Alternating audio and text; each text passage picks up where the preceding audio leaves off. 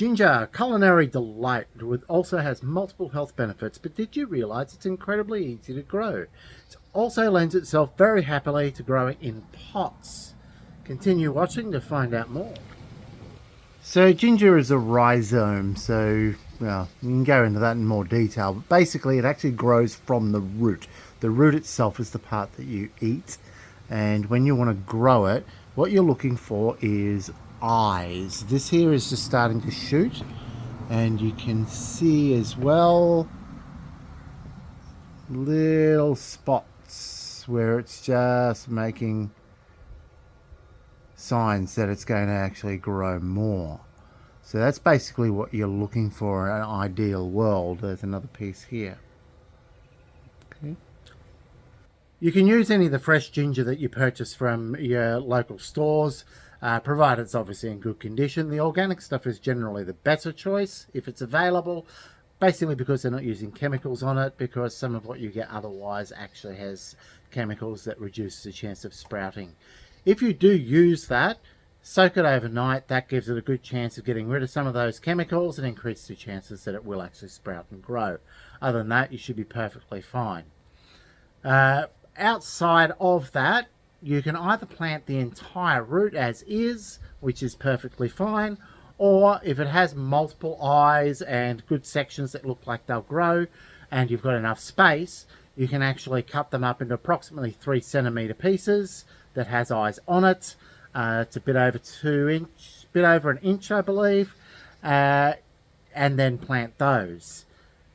One thing, if you do cut it, give it some time to dry out first, otherwise you run the risk of disease getting into it. When you're choosing a pot as well, you want something that's about 30 centimeters wide, roughly 12 to 15 inches at least. Needs to be about that deep as well. It's not a particularly deep rooting plant as such, so it's quite happy in a pot, but it does grow wide horizontally. So the more width you get, the better. So if you can get a rectangular shaped pot that's nice and long, that still has the depth, that's probably a better option versus a round one, but the round ones are perfectly suitable. Here's an example of a nice rectangular one that you could use, that I'm going to plant some new stuff in. When planting, make sure you put it in. You'll want to give it a good covering of soil. It doesn't need to go too deep, and give it a gentle watering. Ginger likes moist soil but well drained. It can't be soggy, so make sure you use a good quality mix in there and give it a regular watering every few days. Depends on how dry and hot it is. As far as climate and timing, it is essentially a tropical subtropical plant. It does prefer warmer weather. You can get away with growing it at almost any time of year if you're in a warm enough climate. However, otherwise, generally you want to be looking at roughly spring and harvesting somewhere late autumn, early winter to give it a good growing period. There's my ginger plant growing. As you can see, I've had quite a good bit of success there, and that's from basically 2 little pieces I've put in, and that's grown really well.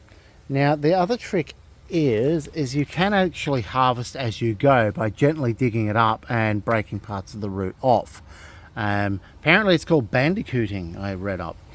The other trick then obviously is, while it's still green, you can actually eat the shoots. They are edible with a mild gingery flavour, but as it starts to yellow off and start to die off, that is when it is effectively ready. Tip it out, dry it out, and then you've got yourself a whole harvest of ginger.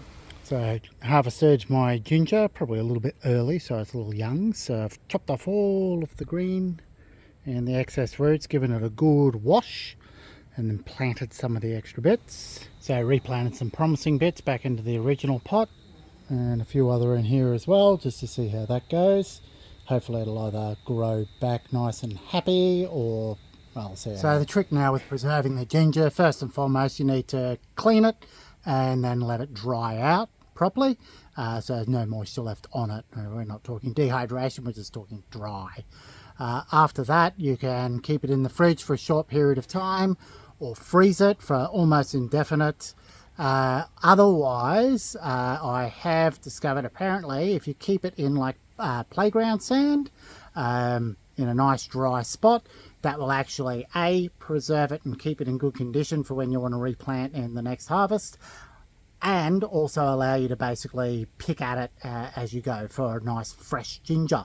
So I'll be experimenting with that, and I'll let you know if it does or doesn't work in another video down the track. So as you can see, ginger is actually very easy to grow. It's a good way to save yourself some money. Looks nice, and it smells fantastic as well. So I hope that's been helpful for you. If so, please like, subscribe, and share and watch some more of my videos. Thank you.